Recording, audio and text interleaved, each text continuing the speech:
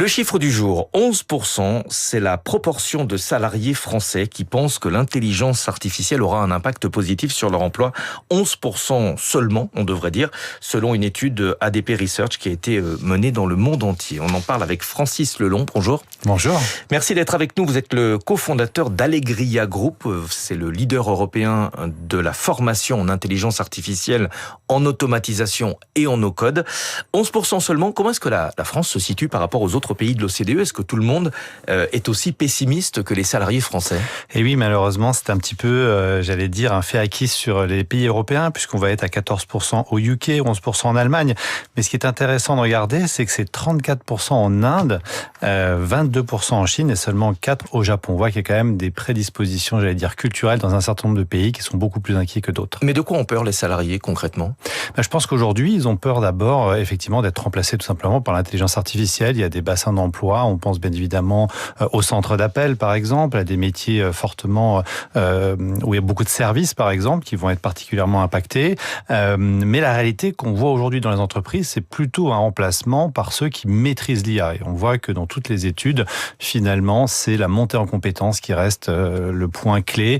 Les gens ont peur d'être déclassés, finalement, comme d'autres ont été déclassés dans les années 80 avec l'arrivée du PC ou de Microsoft Office dans les années 90. Et des chiffres assez impressionnants alimentent cette inquiétude. Chez Amazon, chez Accenture, on évoque des dizaines, voire des centaines de milliers de suppressions d'emplois à cause de l'intelligence artificielle. Oui, les rumeurs parlent chez Amazon jusqu'à 600 000 disparitions d'emplois d'ici 2030, donc c'est demain. Effectivement, l'arrivée de l'intelligence artificielle est aussi couplée dans le monde réel avec l'arrivée de la robotique qui est propulsée par l'IA. On a vu encore très récemment ce fameux robot chinois à marcher une centaine de kilomètres, le départ de Yann Lequin de Meta pour aller travailler dans l'IA du monde réel. La vraie grande révolution finalement après celle que sont en train de vivre les métiers de service, ce sera sans doute l'intelligence artificielle et la robotique dans l'industrie. Et la robotique, on en parlera tout à l'heure dans les voies de l'économie à 7h15 avec Nicolas Simon, le cofondateur de Vandercraft. Quelle est la clé pour survivre en entreprise face à l'intelligence artificielle? Qu'est-ce qu'on peut conseiller aux salariés qui se sentent aujourd'hui menacés? D'abord, ne pas avoir peur. Je crois que ça, c'est le premier message à passer, se dire que ces technologies ont été développées pour tout le monde. Donc il faut regarder la bête droit dans les yeux. Exactement. Croire que ça va s'arrêter ou qu'il va y avoir une réglementation qui va nous sauver, ça serait illusoire. La réalité, c'est que la technologie est là, elle progresse très vite et ceux qui sauront s'en emparer seront les gagnants de demain. Donc il faut absolument s'y mettre, quel que soit son âge. Et effectivement, pour ma génération, des 50 ans et plus, c'est un petit peu plus difficile que les autres. Se former, c'est la clé et c'est justement votre métier. La France a pour objectif de former 15 millions de personnes à l'intelligence artificielle à horizon 2030. Est-ce que ça vous paraît réaliste? Oui, c'est le plan Osélia qui a été lancé par Clara Chapas dans le précédent gouvernement.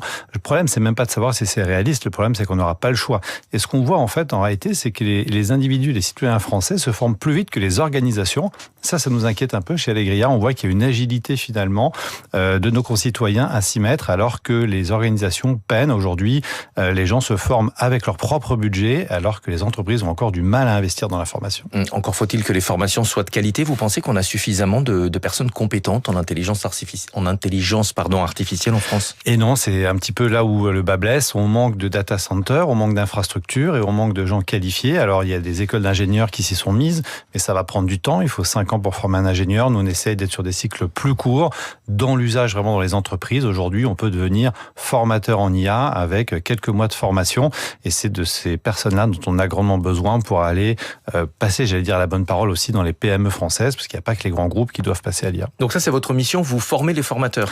On forme des formateurs, on forme les opérateurs IA de demain, on forme les coachs en IA de demain, on forme les personnes qui vont concrètement aller dans les entreprises, déployer ces nouvelles technologies, et c'est un socle de compétences indispensable. Je pense par exemple à la maîtrise de la data, qui est quelque chose que la plupart d'entre nous n'a jamais appris dans les écoles. Aujourd'hui, les grands acteurs de l'intelligence artificielle sont chinois ou américains. Est-ce que ça explique pourquoi les entreprises sont en retard un petit peu? Alors, on a la chance quand même en France d'avoir Mistral, d'avoir quand même finalement des infrastructures. On se flagelle beaucoup, mais on est quand même peut-être 3e ou 4e, pas si loin que ça, des deux nations USA et Chine qui sont impossibles à aller, j'allais dire, rattraper. Donc non, il faut arrêter de se flageller. On a tout ce qu'il faut pour avancer ici en France aussi. Merci beaucoup d'être venu ce matin sur Radio Classique. Francis Lelong, cofondateur d'Allegria Group.